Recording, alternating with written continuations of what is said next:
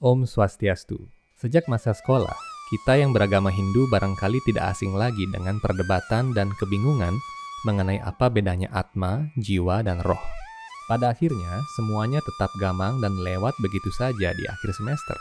Hingga kini pun sebagian besar orang masih bertanya-tanya tentang hal ini. Barangkali ini adalah video pertama yang berusaha menjawab pertanyaan klasik ini dengan cara sesingkat dan sejelas mungkin. Semoga saja bisa membantu Anda.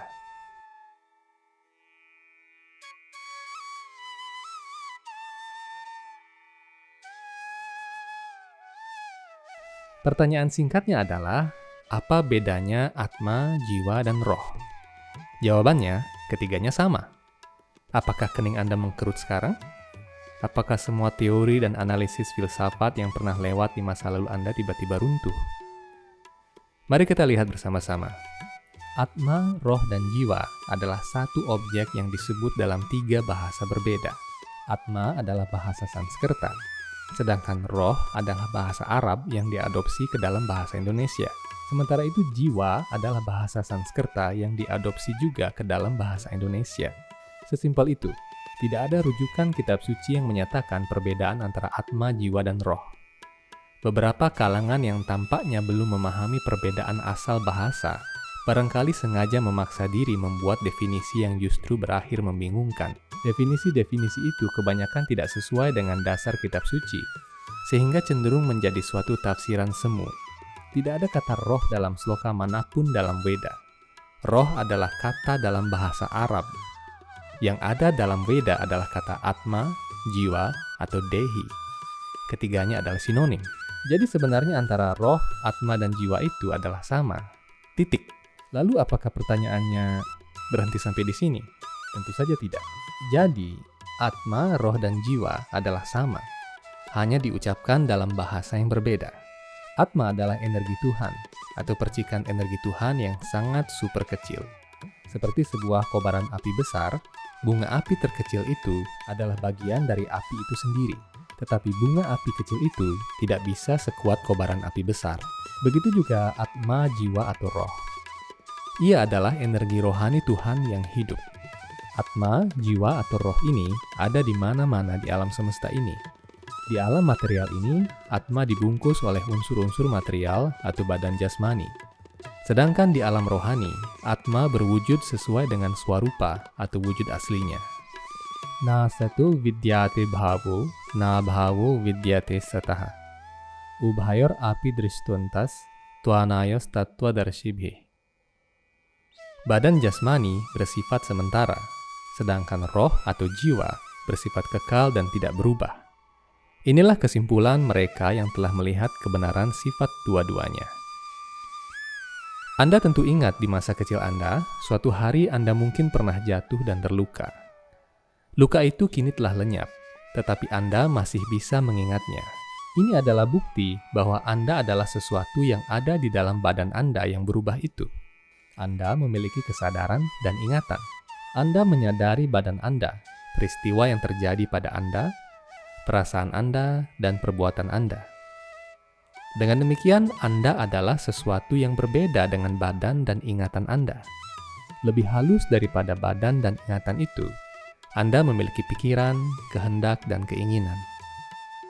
Banyak sekali yang Anda inginkan setiap hari. Anda mungkin ingin mengambil pisang milik tetangga, memukul orang yang Anda benci, mengguyur motor tetangga Anda yang knalpotnya bising, hingga mungkin mengebom negara lain. Semua itu adalah keinginan-keinginan Anda yang tidak terbatas. Namun Anda tidak akan melakukan semua keinginan itu karena Anda memiliki kecerdasan.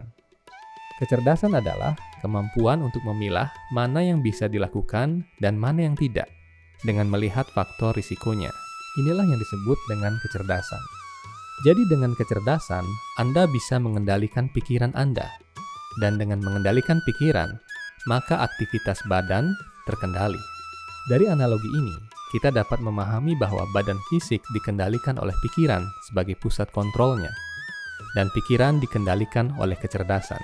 Jika kecerdasan tidak ada, maka pikiran akan bertindak tanpa kendali, mengikuti keinginan badan atau indria yang ingin menikmati saja. Mari kita masuk lebih dalam lagi. Kecerdasan Anda yang bertugas mengendalikan pikiran juga dikendalikan oleh kemampuan memilah mana yang tepat dan mana yang tidak. Misalnya, ketika Anda ingin mencicipi mangga milik tetangga Anda, pikiran Anda akan berkata, "Ambil saja, toh juga sepi." Ini adalah keinginan dari pikiran yang didorong oleh kebutuhan indera lidah dan perut Anda. Namun sebagai manusia, Anda memilih menggunakan kecerdasan. Jika saya ambil, itu namanya mencuri. Saya tidak mau mencuri, karena saya ingin jadi orang baik. Jadi saya akan minta izin dulu ke tetangga saya. Itulah kecerdasan. Namun ada kalanya orang lain malah menggunakan kecerdasannya dengan cara seperti ini. Saya ingin mangga itu. Tidak apa-apalah saya ambil satu. Besok saya akan bilang ke tetangga saya kalau mangganya saya ambil satu. Toh juga dulu dia pernah pinjam uang saya. Jika seseorang berpikir seperti ini, maka dia menggunakan kecerdasan, tetapi dengan cara yang kurang tepat. Mari kita simak ayat dalam Bhagavad Gita ini. Indriyani paranyahur, indriyebhyah param manaha. Manasastu parabuddhir, yubudheh paratas tusaha. Indera-indera yang bekerja lebih halus daripada alam yang bersifat mati. Pikiran lebih halus daripada indera-indera. Kecerdasan lebih halus daripada pikiran. Dan roh lebih halus lagi daripada kecerdasan. Semoga Anda dapat memahaminya sampai di sini. Jadi, kecerdasan pun bisa dikontaminasi oleh sifat buruk dan sifat baik yang dihasilkan dari 3 sifat alam material, yakni satwam, rajas, dan tamas. Inilah yang dinamakan ego palsu atau ahamkara. Ego sesungguhnya adalah diri sejati seseorang, dan ego yang palsu berarti bahwa orang itu menganggap dirinya adalah sama dengan badannya. Karena keinginan badaniahnya, dia mengesampingkan sifat baiknya dan memilih untuk menjalankan niatnya yang buruk. Namun jika dirinya dipengaruhi oleh sifat yang baik, maka dia akan bertindak dengan cara yang berbeda.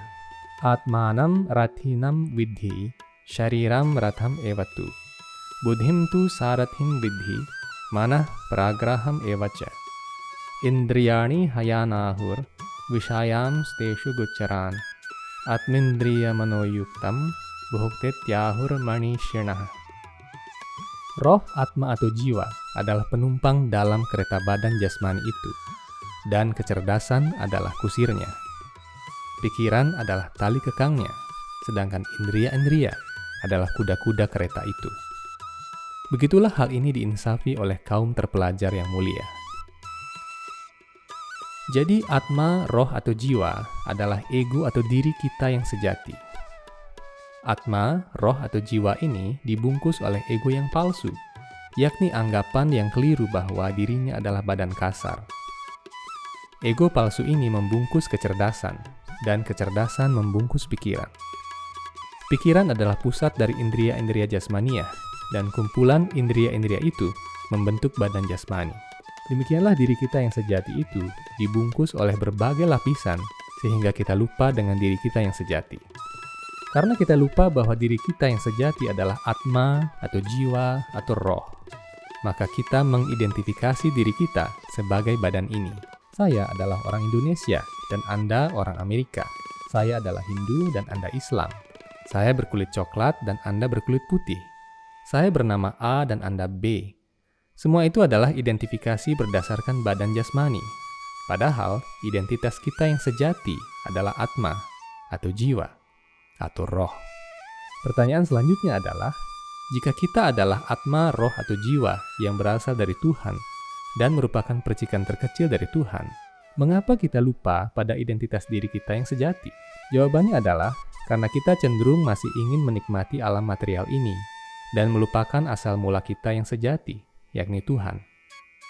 Kemudian ada pertanyaan lagi, jika Tuhan memang Maha Pengasih dan Maha Penyayang, mengapa Dia tidak memindahkan kita semua ke alam rohaninya yang kekal dan berbahagia di sana? Tentu saja Tuhan bisa melakukan semua itu. Tetapi masalahnya adalah, tidak semua orang akan mau. Orang religius tentu akan senang jika Tuhan melakukan itu. Tetapi bagaimana dengan orang ateis yang tidak percaya kepada Tuhan? Bagaimana dengan para raksasa yang memusuhi Tuhan? Bagaimana dengan mereka yang masih suka korupsi di dunia ini dan menikmati mobil miliaran rupiah? Mereka tentu tidak suka jika serta-merta dipindahkan ke alam rohani oleh Tuhan. Karena itulah alam semesta material ini dibuat oleh Tuhan untuk menampung atma, jiwa atau roh yang tidak menyadari identitas aslinya sebagai hamba Tuhan yang kekal. Di alam material ini, atma, jiwa atau roh itu akan menghamba pada hukum alam yang memaksa kita untuk lahir, tua, sakit, dan mati berulang-ulang dalam siklus punarbawa atau kelahiran kembali. Selama kita tidak menyadari bahwa atma itu sesungguhnya adalah hamba atau pelayan Tuhan yang kekal, maka selama-lamanya dia akan berputar dalam siklus kelahiran dan kematian ini. Demikianlah hakikat atma, roh atau jiwa. Karena atma adalah percikan rohani Tuhan, maka atma memiliki swadharma atau kewajiban kekal sebagai hamba Tuhan. Karena ia menolak swadharma yang kekal itu, ia diliputi oleh kegelapan maya atau ilusi. Karena ilusi ini, dia berpikir bahwa alam material ini adalah rumahnya yang sejati, dan hubungan-hubungan material yang dibangunnya di sini adalah segala-galanya. Padahal ketika atma itu dipaksa meninggalkan badannya oleh hukum alam ini melalui kematian, semua hubungan itu akan putus, dan semua benda materi yang dikumpulkannya tidak akan ikut bersamanya. Inilah penderitaan yang sesungguhnya. Oleh sebab itu, ajaran-ajaran agama diturunkan untuk membuat manusia ingat dharma hidupnya yang sejati. Kegiatan keagamaan yang sejati adalah kegiatan yang membangkitkan ingatan atma, roh atau jiwa, tentang asalnya dan tugasnya yang kekal itu. Jika percikan bunga api rohani kecil itu dekat dengan kobaran api atau Tuhan, maka ia mendapatkan kekuatannya lagi. Namun jika ia jauh dari kobaran api, maka dia pasti meredup. Video ini akan kami akhiri sampai di sini dulu. Semoga video ini dapat menjawab pertanyaan dasar Anda mengenai atma, jiwa, atau roh. Namun video mengenai atma, jiwa, atau roh ini masih akan kami lanjutkan. Ada beberapa pertanyaan yang belum terjawab. Misalnya, jika seseorang meninggal dunia, apanya yang meninggal? Apakah atma, jiwa, atau rohnya lepas begitu saja? Atau apakah atma, jiwa, atau roh itu ikut mengalami siksaan di neraka atau menikmati di surga? Kapan atma, jiwa, atau roh ini moksa? Jawaban semua pertanyaan itu akan Anda temukan dalam video selanjutnya. Nantikan hanya di Hindu Times Channel. Om Santi Santi Santi Om.